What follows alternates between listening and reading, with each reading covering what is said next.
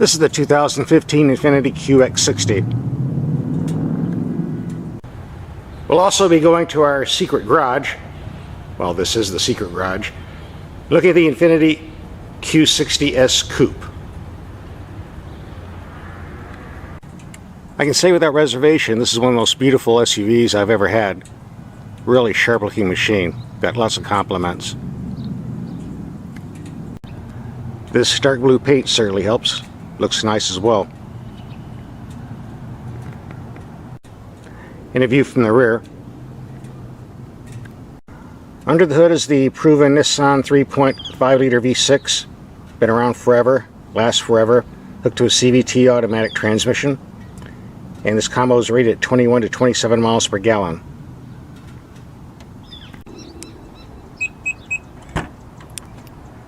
Now we'll take a look at the inside.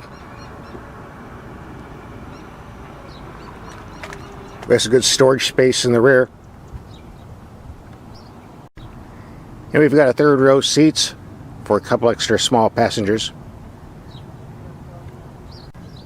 We have adequate room in the second row for full-size adults. This interior is absolutely gorgeous. Great materials and workmanship.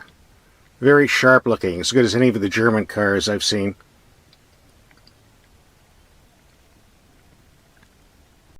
Now the lid on the center console is large on top, but unfortunately there's only adequate room in the middle down under. But on the positive side, we get a giant glove box, one of the biggest I've ever seen. So a lot of stuff will fit in there, especially if you take the owner's manual out. We've got a nice looking gauge cluster. Lots of good information in between the two gauges. Some buttons down here on the console below the steering wheel. Heated steering wheel, power off for the rear door, traction control, etc. Very easy to find. Now in some vehicles I've been driving, the brake pedal and gas pedal are not located properly, too far away actually.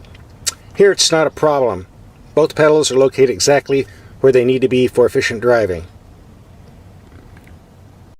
Now this is the center console, command center if you want to call it that, for the navigation, climate control, stereo, etc.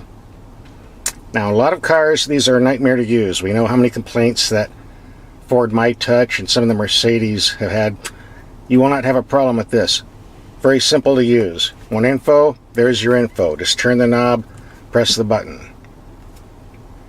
Want map, navigation? There it is. No problem. Very easy to use. In fact, I haven't had to look at the owner's manual once so far. Now this SUV uses a lot of parts from the Infiniti sports sedans, and it shows. We got quick steering, excellent handling. It drives like a GT car on the street. Yet it's very comfortable. The ride's a little firm, but not enough to where it's going to be a problem.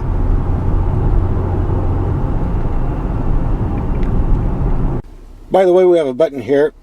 Snow mode, eco mode, normal, and sport mode. I think I'll be driving into sport mode for a while.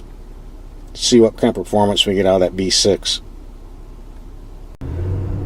Now the V6 is a bit crude and noisy, but it does offer more than adequate acceleration in this vehicle.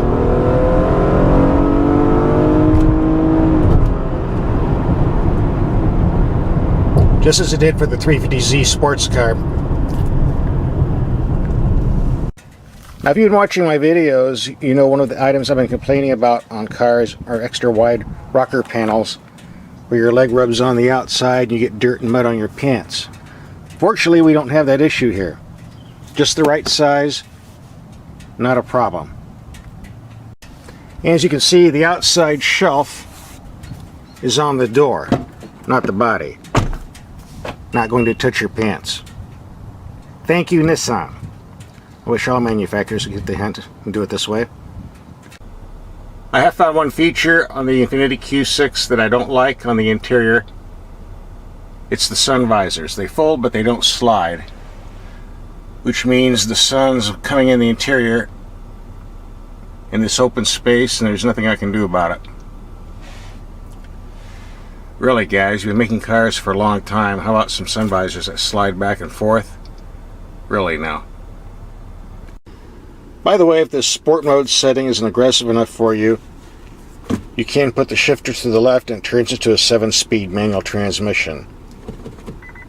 A bit more on the fun side. Now this XQ has 3 features that allow it to be taken off the road.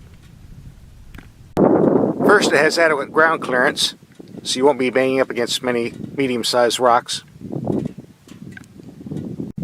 Secondly, the nose doesn't have much cow catcher overhang, so you can enter dips without too much of a problem. And if you're going through a lot of sand or snow, all-wheel drive is available, but this doesn't have it, and on this road we won't need it. Now keep in mind when I say off-roading, I'm talking about light-duty recreational off-roading. This isn't a Jeep Wrangler or Range Rover and shouldn't be treated as such. After all, this is a car-based crossover. By the way, if you're wondering what all this goop is on the bodywork, it's car wax. It's an old trick for off-roading. You put on a big thick coat, but you don't wipe it off. That way if you rub up against a thorn bush or something, it rubs on the wax and not the body. And then when you come back into town, you wash the car, looks like new. It works. Okay, now this is the QX after it's been through the car wash. And as you can see, the bodywork is perfect, shines like glass, just like it came off the showroom floor. So the moral is, if you're going to take any vehicle like this off the pavement, do the old coat wax trick. Keeps your vehicle looking nice the way it should be. Now just for the record, as you can see, I am driving on the road, the only road that goes out here. Yet my navigation shows that I'm not on the road, I'm out here in the middle of the bushes, and the road is about 200 yards to the left. See? Road. No road. I'm not going to blame Infiniti because I've brought about half a dozen other vehicles out here with navigation, and it's the same thing every time. Not very accurate and shows I'm in the wrong place. So I guess the satellite must be messed up. Found it rather interesting though. The ride quality of this vehicle off-road is pretty good considering the high tire pressures they recommend. Home sweet home. Now this is a nice option, the bird's eye view camera. It gives a 360-degree view from the top. And a radar warning on top of that. That shows I'm ready to back into a big bush. Not a cheap option, but definitely worth it. The QX is an excellent road vehicle, so we're going to take it out on the highway for about 100 miles and see what type of fuel economy we can get.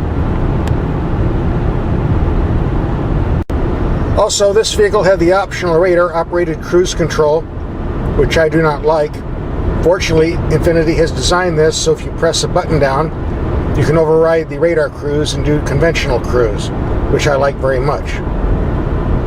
You can have a choice either way, radar or it's standard. Okay, if you're looking for the fuel economy figures, here they are. Just under 100 miles at 70 miles per hour, 24.6 miles per gallon. Now, of course, we might be wondering what this vehicle costs.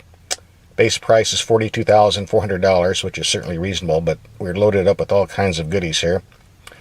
Roof rails on top, $495. Technology package, $2,800. Deluxe touring package, $3,450. Premium package, $1,550. Premium Plus package, $3,000. I'm not going to read all the things that we're getting here. It does include an upgraded stereo system, the navigation, the 360-degree cameras. You get the idea. So it came down to $54,690. What I like about the QX series is the versatility. Monday through Friday, you just take it for errands, grocery shopping, taking kids to school. Friday night, you take it on a camping trip like I did. And then Sunday afternoon, you wash it, wax it, take it down to the country club and park it next to the Mercedes or BMWs. Fits right in, either way. And while the price isn't cheap, it really doesn't cost much more than the European stuff that gets sent over here. And I think the quality is a wee bit better. So if you're looking for an SUV that's versatile and luxurious, the QX is definitely worth a look.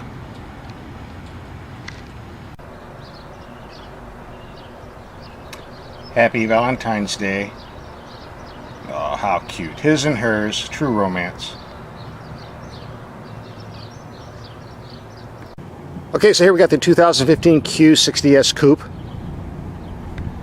Now you might be asking yourself, what's with all these Qs and 60s? It's kind of confusing, don't you think? Q60 SUV, Q60 car, why not just a regular name?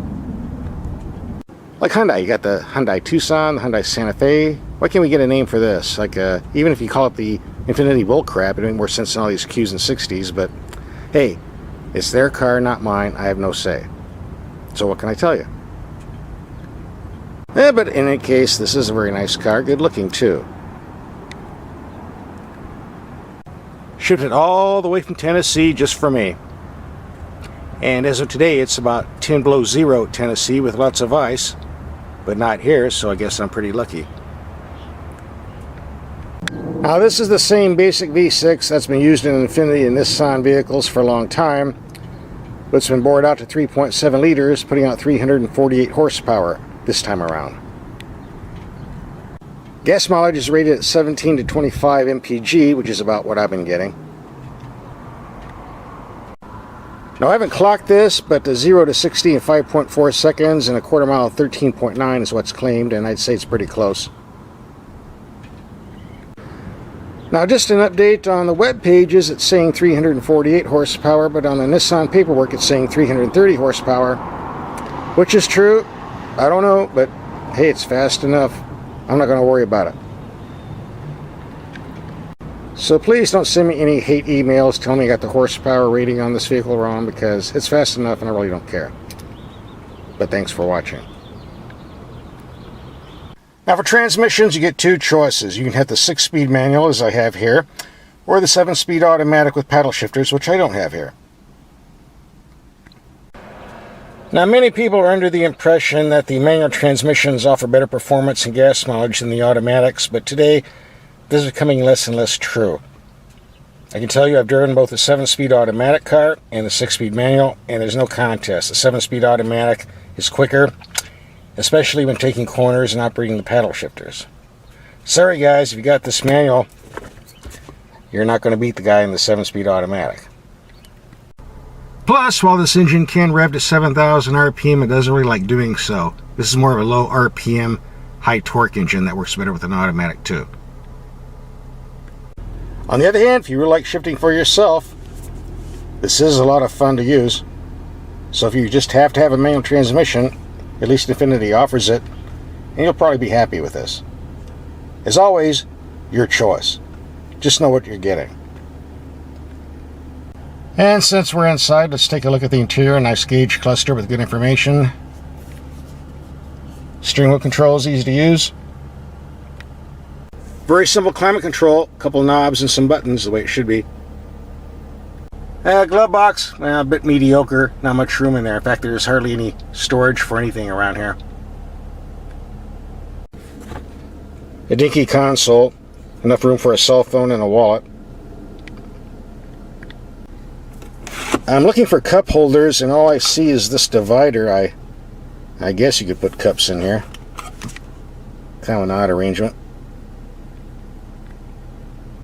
Now this info system is not complicated to use, but it is a pain in the butt programming your favorite radio stations. It's going to take a while. You'll figure it out. The auto dimming mirror has a disconnect switch for driving in heavy traffic. Thank you. About time somebody put one on their cars. And here are the back seats, and I'm not going to crawl back there because it's suitable only for dogs and kids with no legs, or relatives you don't like. But hey, it's still a 4-seater. One thing I don't like is this body work down here.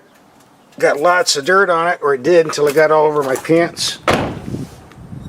Totally unnecessary, and why do car manufacturers keep giving us body panels like this? It serves no purpose. Okay, this is a high-performance sports car. It is the real thing, not a fake. Got quick steering, excellent 50-50 handling, very strong brakes, and a very strong engine.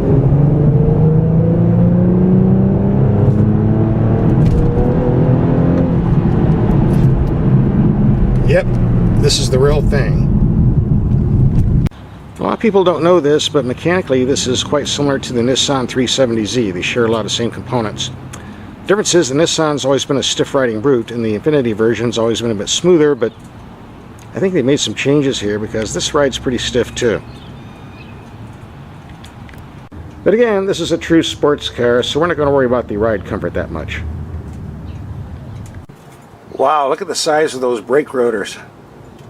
No wonder this thing stops on a dime. Now, is it possible to shift, work a clutch, do the steering wheel, and hold a camera at the same time?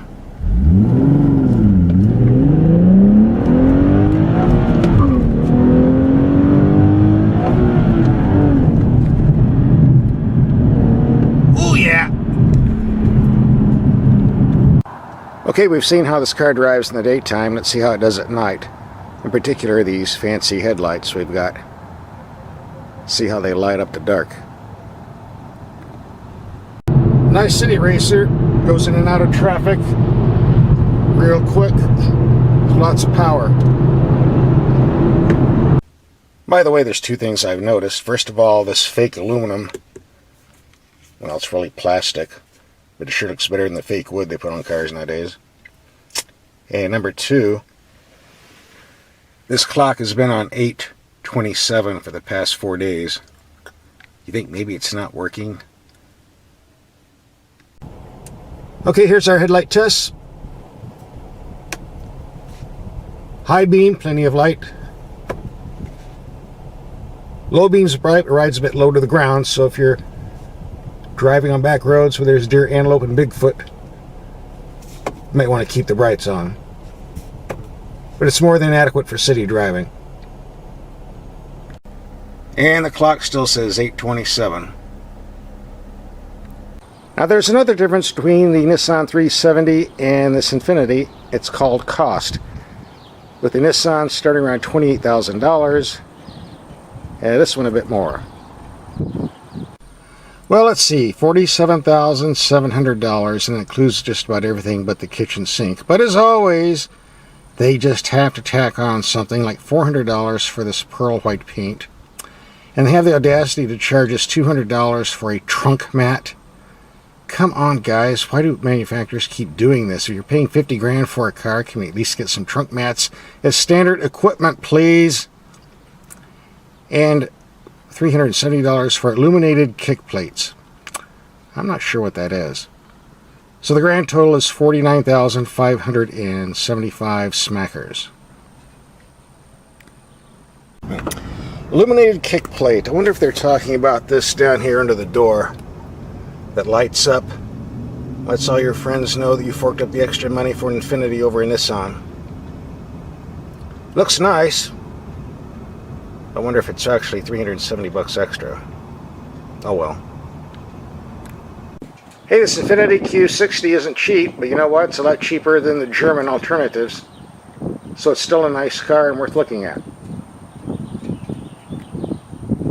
Get the Infiniti Q60 Coupe and the Infiniti Q60 SUV. You'll have a nice his and hers package.